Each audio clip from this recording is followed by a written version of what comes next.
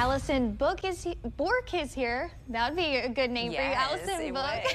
You're here to give us some book recommendations this month. Can we start with the Let Them theory? Because I've heard all about it online. Oh, yes. What's that one about? Let Them by Mel Robbins. This is a perfect book.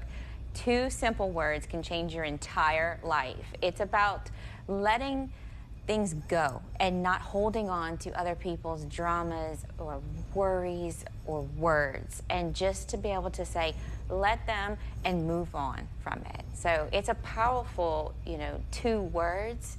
It's hard to do, but it can cause a lot of it can create a lot of peace.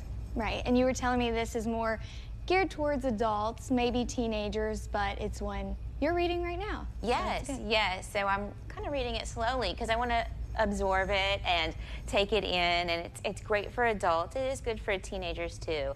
I do advocate for teenagers to be able to advocate for themselves and not just to let them, my own kids, speak up, but it's a great tool for adults to kind of let things go, especially when you have teenagers. Right. Okay, and so now we're going to move on to the children's book. Yes.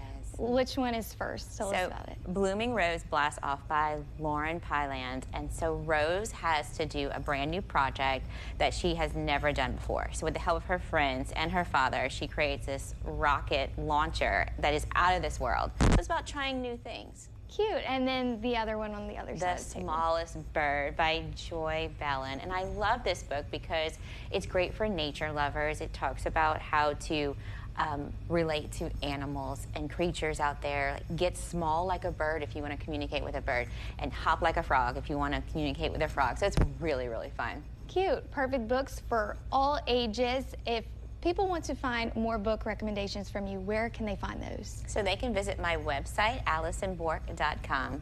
Okay, perfect. We'll have more posts after this.